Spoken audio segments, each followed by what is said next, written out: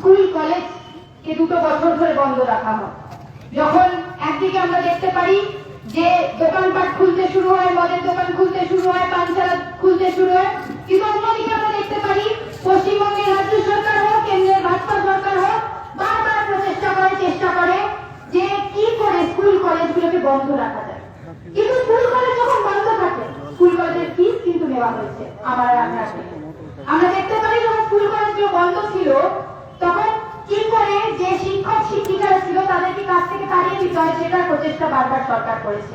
কি করে school college ঠিক করে না চালিয়ে, মিড ডে মিল না দিয়ে, তাদের সুবিধা না দেখিয়ে স্কুল কলেজগুলোকে চালানো যায়, সেই প্রচেষ্টাও রাজ্য তথা কেন্দ্রের সরকার বারবার চেষ্টা করেছে। আমরা যে কথা বারবার উঠিয়ে বলছি যে আজকের সময়, আজকের দিনে দাঁড়িয়ে থেকে যখন ভারতের ছাত্র ফেডারেশন আপনাদের সামনে এসে এই কেন্দ্রীয় দেখা, এই সর্বভারতীয় দেখা আপনাদের সামনে নিয়ে এসে এই মূলত কথা বলার চেষ্টা করছে যে শিক্ষাকে বাঁচাতে হবে। যে কথা আমরা বারবার আমাদের স্লোগানে বলছি, শিক্ষা বাঁচাও, সংবিধান বাঁচাও, দেশ বাঁচাও। কারণ শিক্ষা না বাঁচলে, সংবিধান না বাঁচলে আমাদের শিক্ষা বাঁচবে না, শিক্ষার অধিকার না বাঁচলে এই দেশ বাঁচবে না।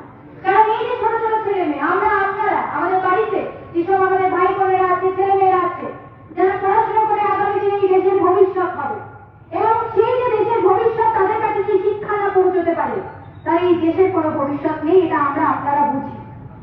এবং আজকের সময় যখন ভারতের ছাত্র ফেডারেশন এই যাত্রা করছে সর্বভারতীয়, তখন আমরা কি দেখতে পাচ্ছি? দুটো আরো ছাত্র সংগঠন, অখিল ভারতীয় বিদ্যার্থী পরিষদ এবিভিপি কি করছে? জওয়াহরলাল বিশ্ববিদ্যালয় কালকে যদি আপনারা নিউজ দেখেছেন, গার্ড, সিকিউরিটি গার্ডকে ঢুকিয়েছে।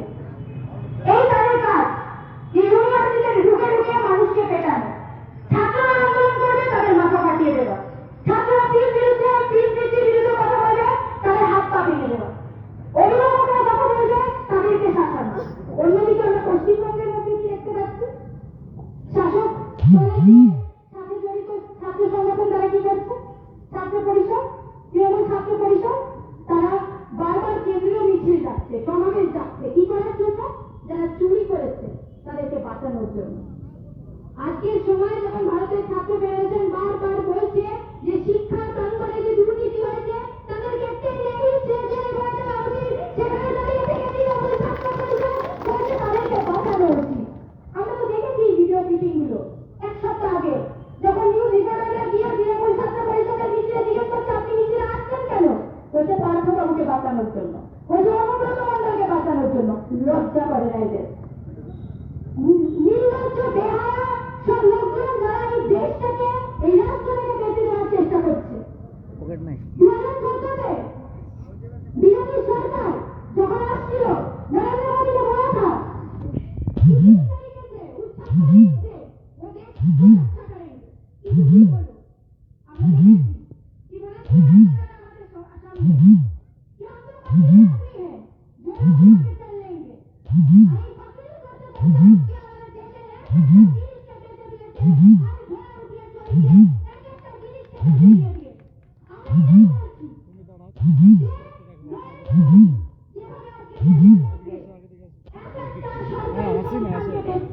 শিক্ষা প্রাঙ্গণকে বেড়েছে, এই দেশকে আমরা দিতে পারি না। আর তাই জন্য আমাদের এই যে শ্বেত পতাকা, এই শ্বেত পতাকা, এই যে লাল রং আপনারা দেখছেন, সেটা আমাদের শহীদের রক্তে রাঙানো।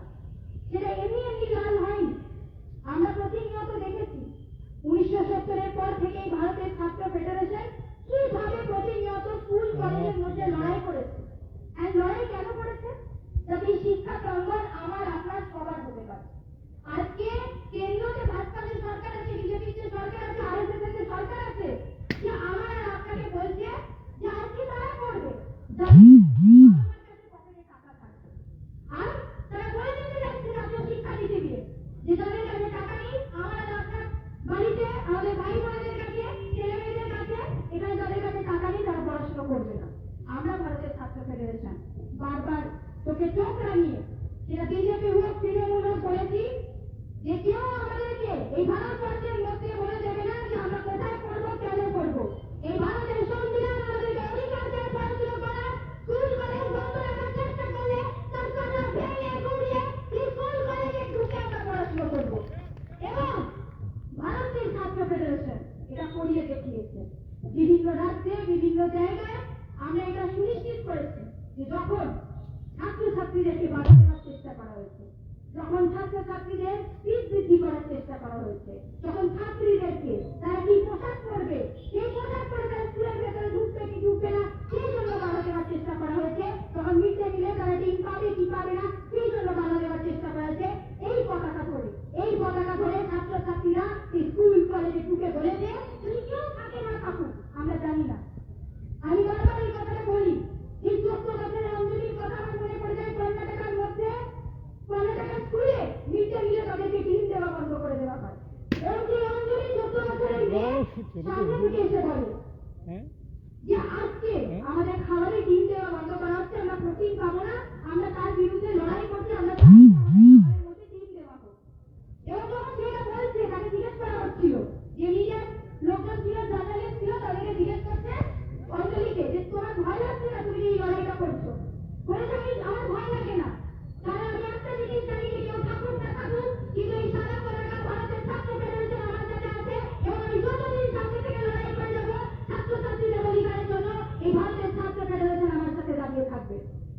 এবং এই দেখা যখন আমরা সর্বভারতীয় স্তরে করছি আপনারা জানেন এই পুরুলিয়া এলাকা হোক এবং বিভিন্ন পশ্চিমবঙ্গ এলাকা হোক যখন স্কুল কলেজকে বন্ধ করে ফেলা হচ্ছে, কমরেড সুব্রত বলছিল যে এক একটা স্কুলে কিভাবে আজকের সময় ক্রাইসিস চলছে। স্কুলে গেলে আমরা দেখছি শিক্ষক শিক্ষিকা নেই, তাদেরকে ট্রান্সফার করে দেওয়া হচ্ছে এবং নতুন যে জাতীয় শিক্ষানীতি সেখানে একটা কথা খুব ভালোভাবে লেখা আছে, যদি কোন স্কুলে 30টার কম বাচ্চা থাকে 25টার কম বাচ্চা থাকে সেই স্কুলকে বন্ধ করে দিতে হবে। এবং আমরা জানি যে আজকের সময় যখন শিক্ষক শিক্ষিকা নেই ছাত্রছাত্রীরা একটা স্কুলে যেতে পারছে না বা সেই স্কুলটা অনেকটা দূরে হয়ে গেছে, তখন তাদের সেই স্কুলের দরজা খুলে রাখার জায়গায় সরকার এটা আপনাকে আর আমাকে বলছে এই স্কুলকে বন্ধ করে দিতে হবে। জাতীয় শিক্ষানীতি আগামী দিনে যখন এরা লাগু করছে এই লাগু করার বিরুদ্ধে আমাদেরকে বৃহত্তর আন্দোলন সারা ভারতবর্ষে গড়ে তুলতে হবে। কিন্তু আমরা বলছি যে মমতা ব্যানার্জি যিনি আমার আপনার সামনে দিল্লি গিয়ে বিভিন্ন জায়গায় গিয়ে মোদী বিরোধী একটা মুকুট পরে ঘুরে বেড়ান, কতবার দেখা গেছে তৃণমূল ছাত্র পরিষদকে মমতা ব্যানার্জিকে তৃণমূলকে আমার আর আপনার পাড়ার সামনে স্কুলগুলোকে বাঁচাতে আমরা দেখেছি পিপিপি মডেলকে নিয়ে এসে এই রাজ্যের মধ্যে শিক্ষা প্রাঙ্গণকে বেঁচে দেওয়ার চেষ্টা করছে। প্রত্যেকটা কলেজ ইউনিভার্সিটিকে তৃণমূলের ইউনিয়ন অফিস বানিয়ে রেখে দিয়েছে। আমাদেরকে তাদের বিরুদ্ধে লড়তে হবে। কি যারা আজকে স্কুল কলেজে পড়তে চাইছে এই এখানে যারা ছাত্রছাত্রীরা বসে আছে শিক্ষা শেষে যখন তারা ইউনিভার্সিটি যেতে চাইবে স্কুল কলেজে পড়তে চাইবে যখন টাকার জন্য তারা পড়তে পারে না তখন এই সরকার আমাদের পাশে দাঁড়িয়ে যে কিভাবে আজকে শিক্ষা প্রাঙ্গণে খরচা বাড়ছে, ফিস বাড়ছে, হস্টেল নেই। এই পুরুলিয়া এলাকায় এই ঝাড়গ্রাম এলাকায় জামুরিয়া এলাকায় আদিবাসীদের জন্য যে হস্টেলগুলো ছিল হস্টেলগুলো বানানো হয়েছিল কারা বলে বানানো হয়েছিল? মমতা ব্যানার্জি বলেনি, তৃণমূল সরকার বলেনি একটা কিছু নতুন করে দেখিয়েছে, একটা কিছু বিকল্প তৈরি করেছে রাজ্যের মধ্যে। বিকল্প কি? যেটা বামফ্রন্টের আমলে হয়েছিল সেটাকে নীল সাদা রং করা, এই হচ্ছে তৃণমূলের বিকল্প। এবং শুধু সেই বিকল্প নয়, শুধু নীল সাদা রং করে নিয়ে বিল্ডিং বন্ধ বিল্ডিংগুলোকে বন্ধ করে দিয়েছে। আমরা জিজ্ঞেস করতে চাইছি এই পাঁচ কোথায়?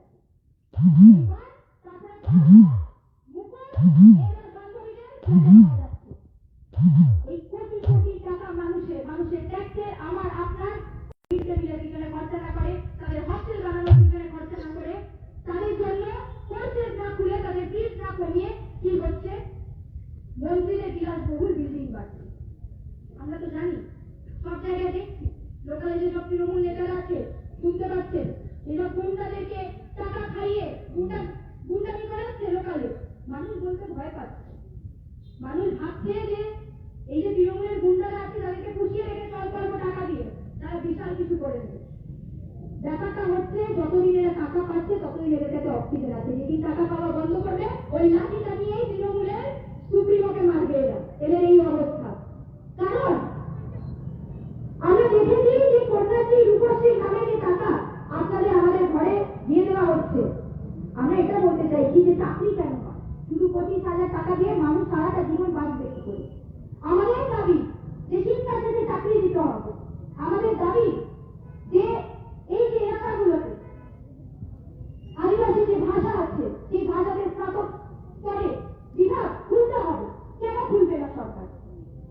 আমাদের দাবি হস্টেল তৈরি করতে হবে এসসি স্টুডেন্টদের জন্য। আমরা বারবার বলছি এসসি স্টুডেন্টদের জন্য যে স্কলারশিপ, এই স্কলারশিপকে বন্ধ করা যাবে না, স্কলারশিপকে শুরু করতে হবে। এবং ভারতের ছাত্র ফেডারেশন আগেও এবং আগামী দিনে এইসব লড়াইকে বৃহত্তরভাবে পশ্চিমবঙ্গের মধ্যে এবং কেন্দ্রে লড়বে। আর সাথে সাথে আরেকটা জিনিস যেটা খুব জরুরি, কি যখন তৃণমূলের সরকার এইভাবে দুর্নীতিগ্রস্ত, যখন তৃণমূলের সরকারের উপরে মানুষের আস্থা হারাচ্ছে, তখন আমরা বারবার দেখছি বিজেপি যে কিছু নেতা মন্ত্রী আছেন তারা এসে এসে আমার আপনার সাথে ক্যাম্পেইন করার চেষ্টা করছে যে তৃণমূল তো দুর্নীতিগ্রস্ত, তো আপনারা বিজেপি দিকে দেখুন।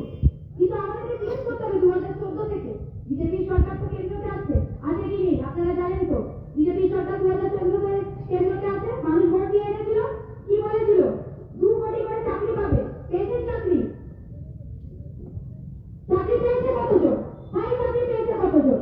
আজকে সময় আমরা দেখছি যে এখানে তৃণমূল রাজ্যের মধ্যে সিভিক ভলেন্টিয়ার, সিভিক পুলিশ তৈরি করার চেষ্টা করছে, আর বিজেপি ওইদিকে অগ্নিবীরের প্রচেষ্টা চালাচ্ছে যে সিভিক সেনাবাহিনী কি করে তৈরি করবে। স্থায়ী চাকরি শেষ করে অস্থায়ী চাকরির দিকে মানুষকে ফেলে দিচ্ছে। আমাকে আর আপনাকে আপনাদের ঘরের ছেলে মেয়েদেরকে বলছে যে আপনারা স্থায়ী চাকরি পেতে পারবেন না, আপনারা গভর্নমেন্ট চাকরি পেতে পারবেন না, আপনারা নিজেরা চাকরি খুঁজুন, আপনাদেরকে কন্ট্রাকচুয়াল চাকরি দেওয়া হবে, কাঠুকে 4 বছর 5 বছর, এবং 4 বছর পরে আপনার ছেলেমেয়ে কি করবে সেটা সরকার জানে না, সেটা সরকার জানে না।